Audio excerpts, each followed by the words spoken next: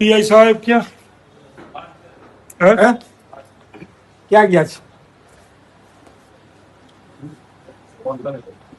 બોલો. કેટલા વાગે બહાર ગયા છે? તપાસમાં ગયા છે કે ઘરે ગયો? બીજા કોઈ છે? Sub inspector? હવે તમે છો? સાહેબ ફોન કરો. નહીં, સબ ઇન્સ્પેક્ટર નથી? પીએસઆઈ?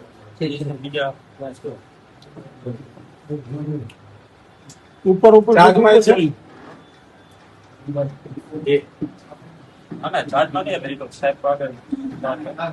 રેગ્યુલર ક્યાં સાહેબ છે?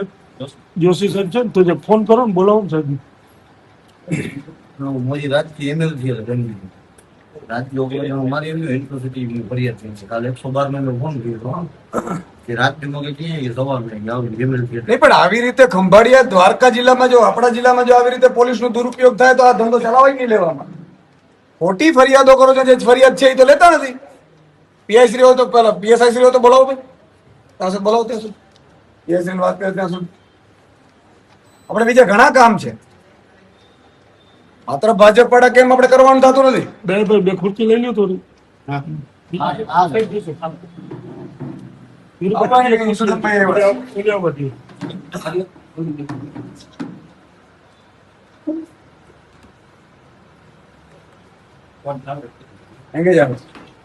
ભલે બેઠા અમે. સાહેબ મારી એમએલથી નંબર નાખી દીધું. હવે રાતના ઘડિયાળ કાલે આ લોકોએ બે જણાને ઉભા કરી એની સ્કૂટી ને કીધું કે તમે વાંગાને મારવાનો છે, તોડાવડાવ્યું અને પેલો ફરિયાદ કરવા અહીંયા આવ્યો છે અને એની સામે ફરિયાદ કરી નાખી. અને એ ઈશુદાન ગઢવીના એરિયામાં ક્યાં દારૂના અડ્ડાઓ ને મટકાન બટકાન બધાનું એસપી વેસપી ને બધાનું હું ઉપાડીશ.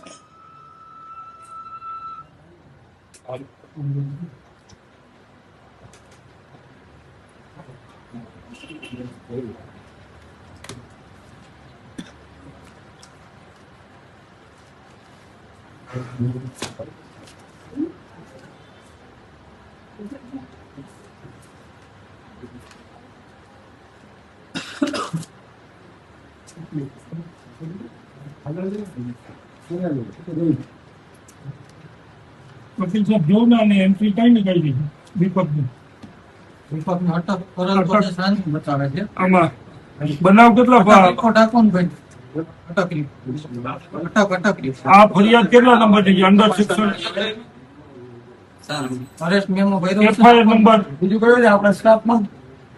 સાંજે કોણ હતું? કાલે કમ્પ્લેન રામસિંહ ચાવડે.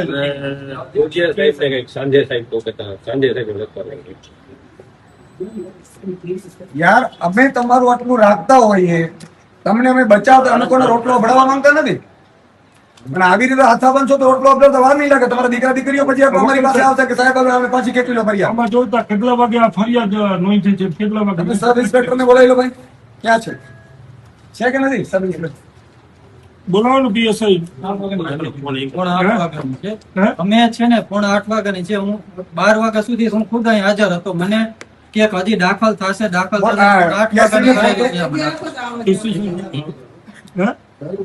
બીજી ટ્રાય મારો, બીજી ટ્રાય કરો.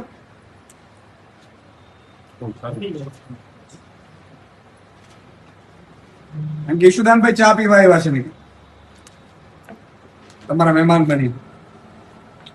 લોકશાહી દેશમાં છે કે હિટલરશાહી છે કઈ ખબર નથી બોલ.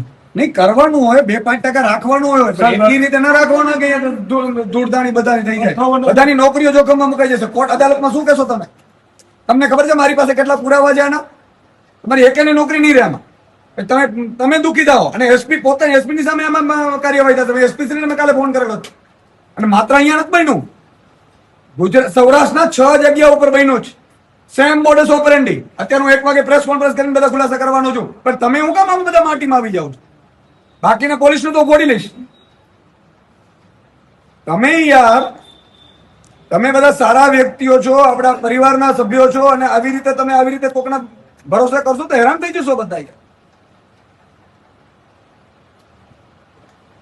માણસો ઉભા કરો, ફરિયાદ લખાવડાવવા માટે એને કહો, ધમકી મારો, ફરિયાદ લખાવડાવે, અહીંયા ફરિયાદ લખશે કોઈ?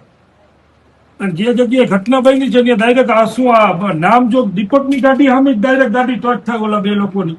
5 દિવસ પહેલા આઈબીએ મને કીધેલું કે સુદાનભાઈ આવું થશે. મેં કીધું શું થાય? અહીં કે ઘાસ કાપવા માટે રાજનીતિ મળતી એવા કઈ? બધાને પોતાની નોકરીઓ વાલી હોય છે, પણ અમે ખોટું કોઈનું નથી કરતા એનો અર્થ એ નથી. અને દારૂ નાડાની મને બધું લિસ્ટ આપો, હાલો આપણે રેડ કરીએ. હવે તમે અને કોણ કોણ બુટલેગર છે આપણે બધી ડિટેલ કઢાવું. ખંભાળિયા તાલુકામાં કેટલા બહારના માણસો તમે જે કામ સબ કરે ઇન્સ્પેક્ટરને બોલાવો ને ભાઈ. એ તો એને કીધું છે ને, સ્ટાફ જ બોલાવે ને, આપણે તો એને કઈ રીતે બોલાવી? તમારી પાસે પોલીસ વેરિફિકેશન કેટલા બહારના માણસોનું છે ખંભાળિયા તાલુકાનું? તમે નામ જો 10 દિવસ પહેલા દીપકનું પોલીસ વેરિફિકેશન કર્યું તો બીજા માણસો ગામો ગામ કામ કરે છે, કંપનીઓમાં કામ કરે છે, તો એનું પોલીસ વેરિફિકેશન ના ના એમને પુરાવા જોતા હોય તો હું 1000 હું પુરાવા દઉં કે તમે અહીંયા કેટલા હજાર માણસો કામ કરે છે મારી તો સરકારથી? લેખિતમાં ફરિયાદ